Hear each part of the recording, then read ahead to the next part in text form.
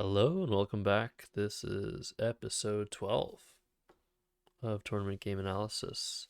Just want to start off by briefly correcting myself. This is actually the last game of the first early bird tournament, game 7. There weren't 8 games, as I mentioned in the previous video. I don't know if I mentioned that at other points during the series either, but this is actually the last game. Then we're going to be embarking on some older tournaments. So yeah, early bird 1, game 7, playing Anna Miransky, and I've already resigned myself to not placing in this event since I'm at 3 wins and 3 losses, and so this game means pretty much nothing to me. I'm just hoping I can win the last one and just get back to business, because this tournament was actually one that I was co co-running. I was co-running the live stream with Josh Greenway, and hosting, and there was a bunch of work still to be done. And there was also an event on twitch.tv/Scrabble, Scrabble Go event that I needed to participate in as well that night. So yeah, I think my mind was probably somewhat elsewhere in this game. I still try to play well. So this is my opening rack. Open with Hexer, and of course play vertically, as always. Anna responds with zings, and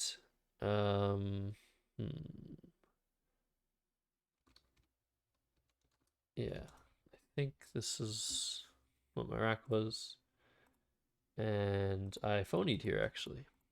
And sometimes you know when you're phoning, sometimes you sort of know. I think I sort of knew that Riffer wasn't a word. But it made too much sense, and I wasn't sure enough that it wasn't valid to not play it. If it is a word, it's definitely the best play. I'm going to show you. Challenged off no. Look, it is 2 valuation above Riff. Doesn't keep an extra R. Scores 4 extra points. So definitely the call if it's a word. And it's very hard to challenge this sort of word. You just have to know. You just have to have experienced the fact that Riffer isn't a word to challenge the word, pretty much. So now I know, now you know. Don't let your opponent get away with Riffer. Makes too much sense. It's not a word. Anna did hold, to her credit. I was like, I don't know. This is a word. Sounds like a word, but I don't know. So she really did have the same exact inkling that I had, but couldn't pull the trigger. Don't blame her, but yeah, almost lost a turn there for sure. Responds with OW for 27. And here, I don't know if I made the right call yet. Oh, no.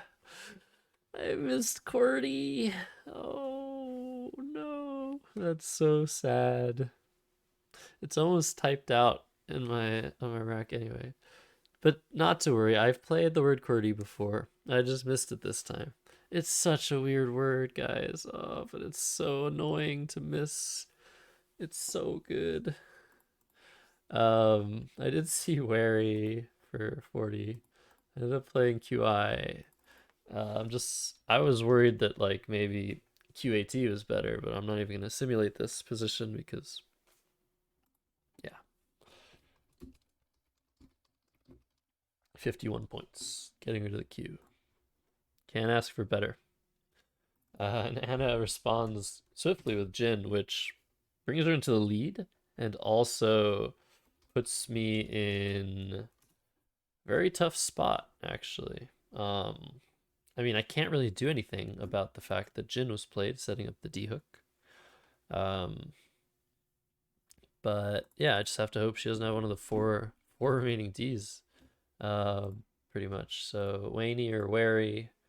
I guess Winnie is maybe an option, but yeah, I think between Waney and Wary for me, and didn't really know which one was better. Is BRT a better leave? Probably. Is BNT safer leave?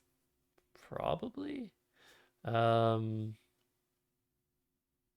The amount of N's remaining and the amount of R's remaining would sometimes dictate this, but half of the N's are gone and half of the 4 of the 6 R's are already gone.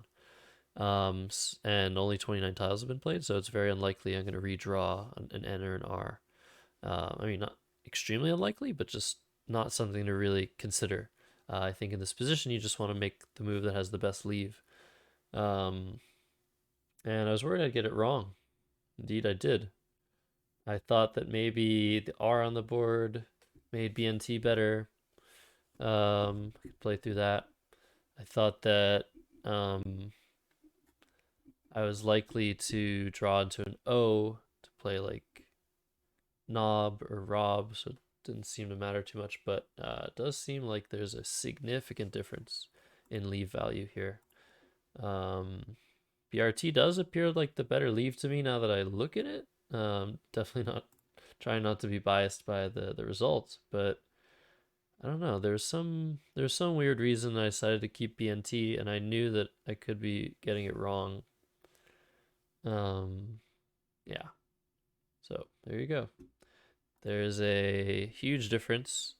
We bingo 6% more with the BRT leave. That's very, very large. Yeah. This is a bad oversight, I will say. Tactics, small. And wary is the play that I shouldn't have made. It also could be that, like, when you make a play like QI with the intention that you can play wary next turn, you might be led to believe that you should play wary even if you draw another letter that goes there. Could be some psychological thing that has in influence. But anyways, OE, whoops, OE comes down for Anna, and tuba net. Yes, I redraw a T, which was very likely because there were 5 T's unseen. And I play tuba. And now I keep ENT, which I think is worse than ERT. Although now ENT I think works better with the R than ERT would. But hey, that's just one draw out of the many draws I could have had. The numbers do not lie. So HI is the play from Anna. Where did she play this H and this I? I wonder. HI for 17. Ah, yes, just right here. Which was extremely good for me. Actually, at this point, I was sitting on Atenese and nowhere to play it until she created this very nice spot for it. And what I was thinking was, wow, wary did work out for me. I now have Atenese where I would have had AEIORST, which is very well known for having no 7-letter word in it in NWL. However, then I was like, wait, but if I had AEIORST in this position, I would have rotaries, and right now I have nowhere to play Atenese. So I maybe did err. Maybe I should have played Waney. I was still thinking about the decision.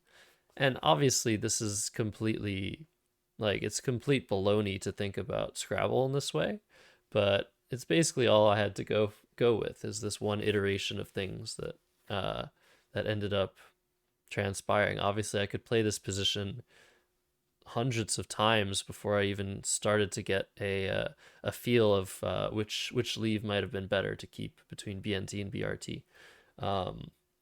But in this position, when she finally played H, I was like, oh, another plot twist. Now Atenese plays, and it's much better to play Atenese here than to have played rotaries here and open up all these floating letters. So, anyways, really silly stuff.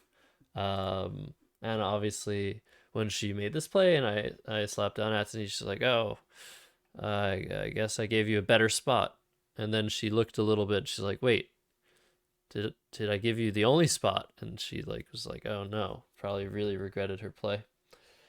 Anywho, so Jocks comes down. So she did have the S when she played HI, most likely. Just trying to set herself up. Um, and I go ahead and play Cood, and I draw the first D of the game and play Jin.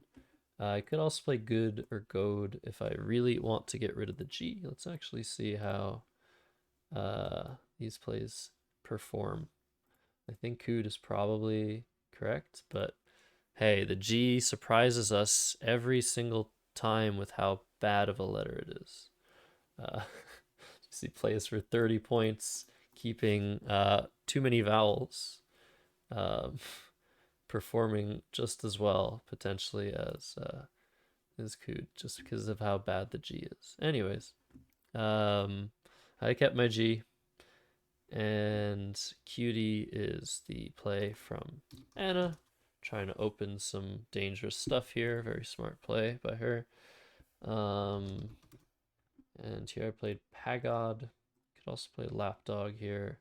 I think I saw that.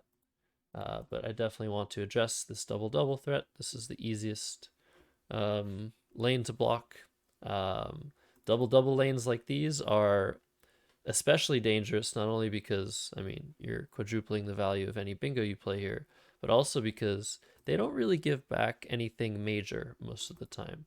They might give back some hotspots with the triple letter score, and they might give back a hotspot with the triple, but a play down here would not only score less, but it would also just give back an overlap, a triple overlap, which is a lot better than just a regular old triple. But hey, can't always choose. But yeah, that's a position here where I could choose to block the more dangerous spot.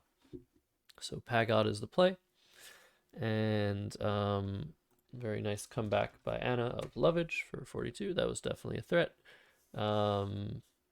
If I block this, I open this, and that opens that.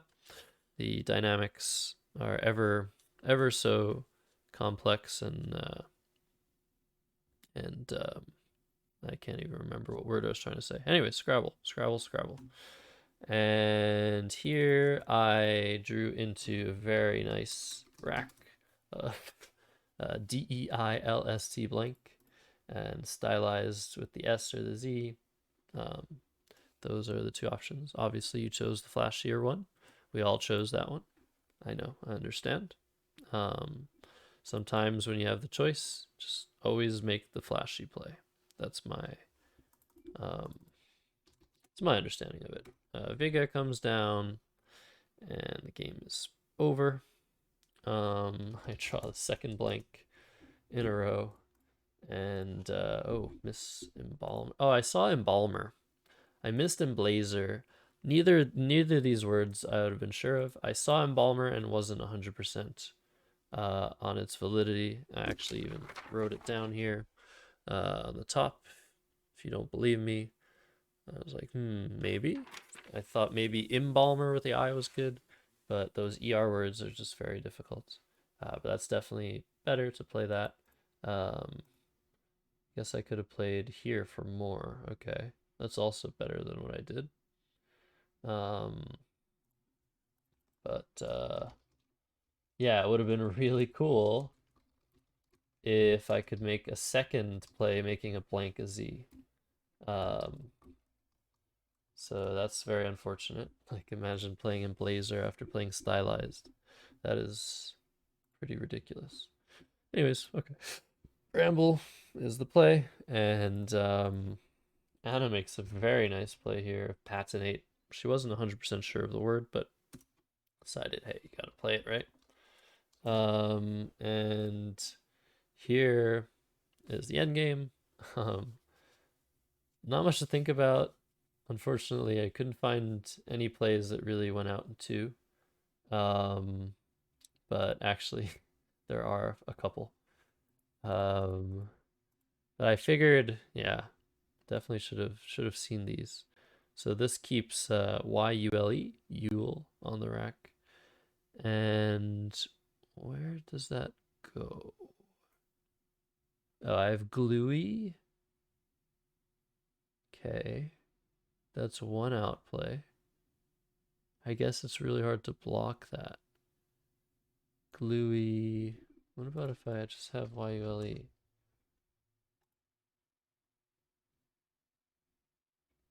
It's just gluey. I want to see what the I guess let's check out what the sequence would have been. Okay. Why? What if they play like fawn? Ah, so the idea isn't even to go out in two. I see. Because it's so painful for Anna to block Gluey with the letters she has that it's not even worth trying. So I will be going out in two. I see. Okay, so duo definitely definitely a better option than what I did. But I played yodel and yeah, should have played something that went out in two. Lewd also goes out in two. YOU will fit in a couple spots. And YOU goes out in two because of lewd. Anyways, vice versa. Okay, should go out in two. So there was stuff to think about. Always stuff to think about in the end game, I guess. Yodel, yeah, -11 and game large. Okay. Another mistake to add to the pile. Yeah, she plays mono. I was just hoping she would think I was going out and not make a play guaranteeing herself an out, but definitely underestimated. So Rune was best, but she said Ren, and there you go. Okay. Game over. Versus Anna Miransky. So this game, not much to say. I just after Atney's, it was over. It was this play. This was the inflection point. She didn't open a spot for Atney's. Might have been a little bit of trouble. Wary was a big mistake. QI was a big mistake. This was phony. Phony. Knowledge. Hexer was fine. Tuba was fine. Atney's was fine. Good was fine. Pagod fine. Stylized. Missed better bingos. But it didn't matter because I just drew very, very well. All right, guys. Well, this has done it for all 12 games of the Canadian Scrabble Classic back in early March of 2022 in Kingston, Ontario. I have been Josh Sokol. It was a pleasure doing business. It was a pleasure to start this new YouTube exclusive content, and I hope to see you guys in the next chapter, where I will be looking at completely random games that I find just sitting around in my piano case. So yeah, final record of this first early bird was 4 and 3. I lost some rating there. Final record of the second early bird 2 and 3. Lost even more rating. So my rating is actually now under 2,000, which is very painful. It's very painful to go under and over 2,000. So hopefully in my next tournament, which is going to be in around a month, I will be able to get that coveted rating back. But until then, I am subpar. Anyways, yeah, I'll see you guys all soon. Thanks for watching, everybody. Really appreciate it. And let me know, as always, if you have any feedback for me, and continuing to try to improve this content and make it faster, but just as concise. All right, see ya.